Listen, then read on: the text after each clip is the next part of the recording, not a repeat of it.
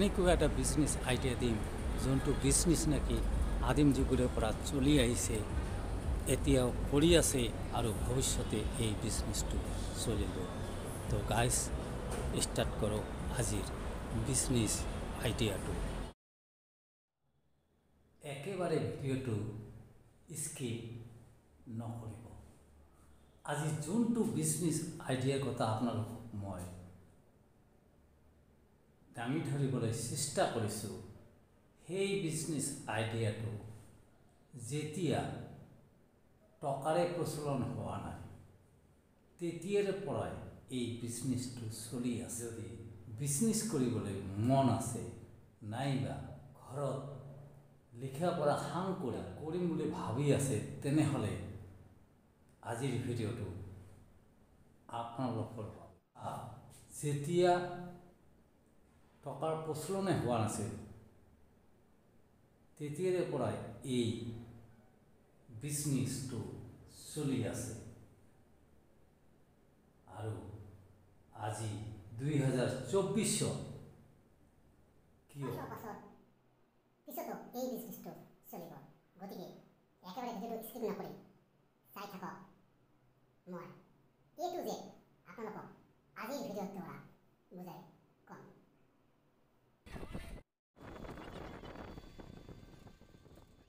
চাপ ইয়াতে কিছুমান খেতি পথাৰ দেখা পাইছে, তাৰে ভিতৰত সৰু সৰু 15 দিনৰ মাকৈ খেতি দেখা পাইছে।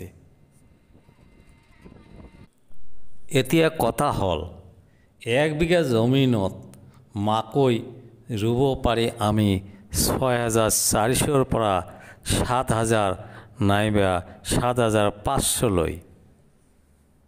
যদি 1 বিঘা 6,400 পুলি ৰোৱা যায় তেনেহ'লে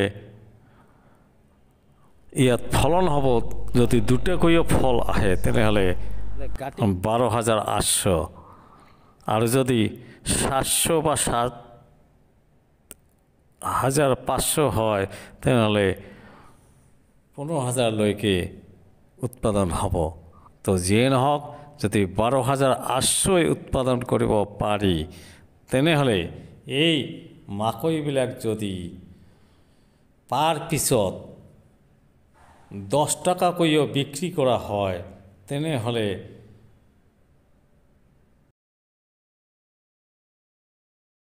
এই 12,800 মাকৈত যদি আপুনি প্ৰতিটো 10 টকাকৈ বিক্ৰী কৰিব পাৰে তেনেহ'লে হ'ব আপোনাৰ 1,28,000 টকা।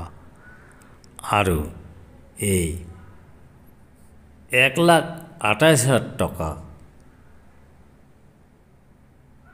যদি 1 বিঘাত পায় তেনেহ'লে আপুনি নিজেই কওক, যদি আপুনি এনেকুৱা ধৰণৰ খেতি 5 বিঘামান কৰিব পাৰে তেনেহ'লে আপোনাৰ কিমান টকা হ'ব? প্লিজ কমেণ্ট কৰি জনাবচোন। আৰু ভিডিঅ'টো চাই যদি ভাল লাগিছে চেনেলটো ছাবস্ক্ৰাইব কৰাৰ লগতে আপোনাৰ আন 10জন বন্ধুলৈ শ্বেয়াৰ কৰি দিয়ক, কিয়নো এনেধৰণৰ ভিডিঅ'বোৰ চাবলৈ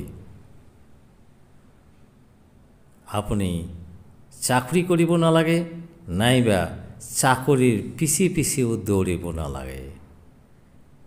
নিজৰ ঘৰতে থাকি লিজত নাইবা নিজা মাটিত ব্যৱসায় কৰি মান্থলি মই ৱাৰেণ্টি দি কৈছোঁ 2 লাখ টকা ইনকাম কৰিব। তো পলম কিহৰ? এতিয়াই ভিডিঅ'টো লাইক কৰাৰ লগতে শ্বেয়াৰ কৰি দিয়ক আৰু চেনেলটো ছাবস্ক্ৰাইব কৰি দি স্মল বিজনেছ আইডিয়া পাবলৈ এতিয়াই ছাবস্ক্ৰাইব কৰাৰ লগতে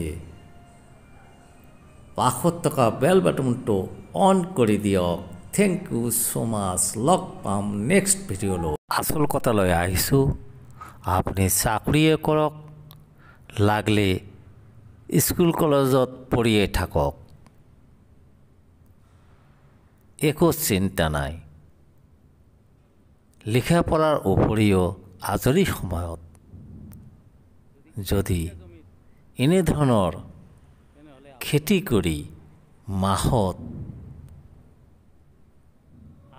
বা 3 মাহৰ মূৰত 6 লাখ টকাৰ ওপৰত ইনকাম কৰিব পাৰি আৰু খৰচা লেবাৰ খৰচা বাদ দি পেলাই মাহত যদি 2 লাখ টকাও বাচে, তেনেহ'লে কিয় চাকৰিৰ পিছে পিছে দৌৰি ফুৰিব, নাইবা চাকৰি কৰাৰ উপৰিও আজৰি সময়ত কিয় আপুনি খেতি নকৰিব? তো গাইজ, ভিডিঅ'টো ভাল লাগিলে আন 10জন বন্ধু বান্ধৱীলৈ শ্বেয়াৰ কৰি দিয়ক আৰু আজৰি সময়ত বহি নাথাকি নিজৰ মাটি নাথাকিলেও লিজত মাটি লৈ পেলাই এনেধৰণৰ কৃষিকাৰ্যত লিপ্ত থাকক আৰু মান্থলি ভাল ধৰণৰ এটা টকা উপাৰ্জন কৰক। চাকৰি হ'লে হ'ব, নহ'লে নাই, চিন্তা কৰিব নালাগে। এতিয়াৰে পৰাই টকা ইনকাম কৰাৰ ৰাস্তা উলিয়াওক। Thank you so' much. আহিছোঁ আজিলৈ, লগ পাম নেক্সট এটা ভিডিঅ'লৈ। Welcome to my YouTube channel magic sells. Thank you so' much. ধন্যবাদ।